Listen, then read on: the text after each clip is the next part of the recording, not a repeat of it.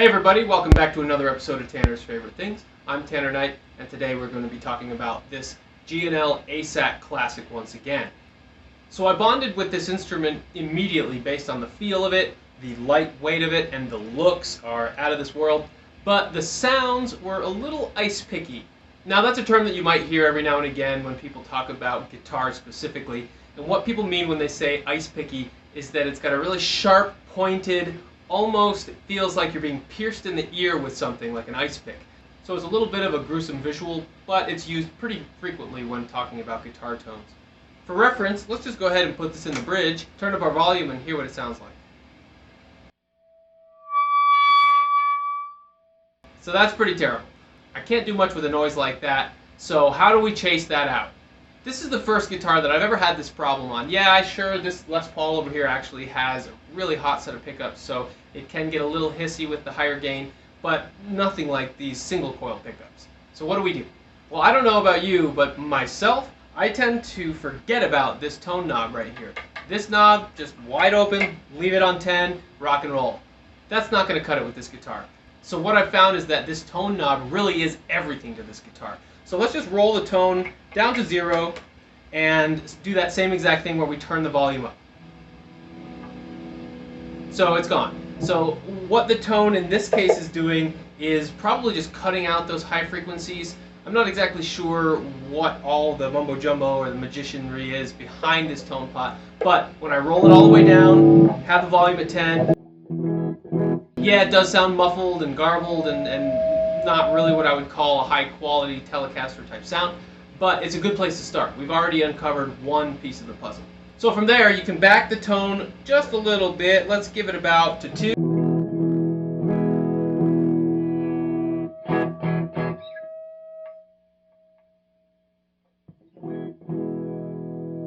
Once I back it out to 3 or so, that starts to come back, especially when I have my hands over the magnets and the pickups. So that bridge pickup, just super hot. This is one of my least favorite bridge pickups, but when we kick it into the neck, things sound a lot better. Let's go ahead and turn our tone all the way up. Already when we're in the neck pickup, we lose that hit. It's still bright as hell. That's what I would call ice picky right there.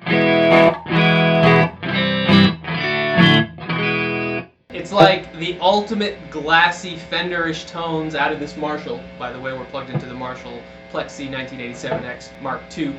So this is a real Fender-y, chimey sound. So how do we take some of that chime out? Again, we have our tone knob. Let's just go ahead and take it all the way out. Press tone at 0. Again, muffled, garbled, just doesn't really sound like a usable tone in most applications. Maybe in some sort of 3rd or 4th guitar track to add some ambiance, but otherwise this is not going to be your go-to sound. So let's go ahead and roll it back to about 3. Ooh, already we're getting some really nice tones. Let's go a little further.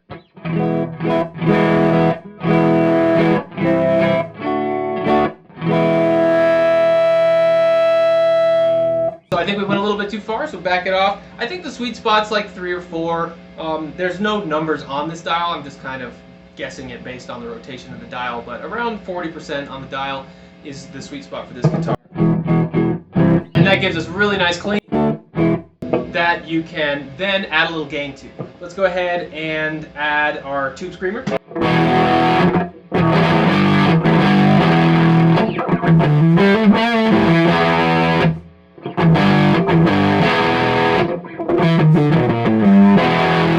So immediately we got our rhythm tone that we're looking for out of this Stratocaster. Crunchy, heavy, but not too ice picky, not too fragile or glassy sounding. Now when we have our tube screamer engaged, let's bump up that tone dial just a bit, see if we can get a little more brightness out of here without squealing the wheels off of it.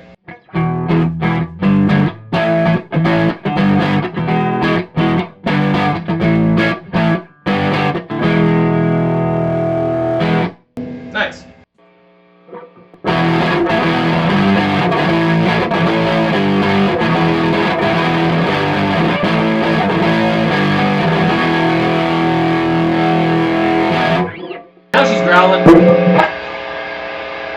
Alright, so that's the tube screamer. That's kind of my mid-gain pedal. Let's go ahead and go to the metal zone and hear how she sounds.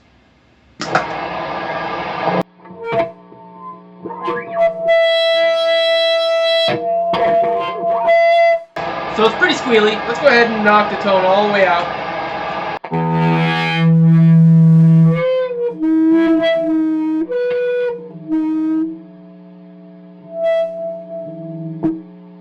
Alright, I found that sweet spot with the tone and the volume, and it sounds good like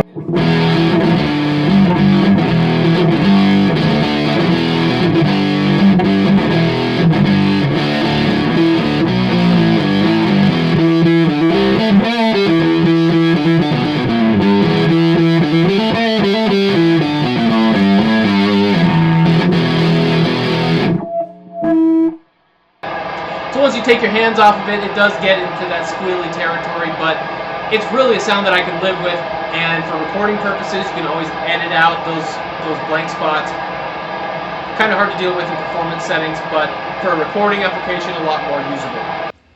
So also what I did with this guitar is lower the pickups. And as I mentioned, out of the box, they were pretty high up against the strings.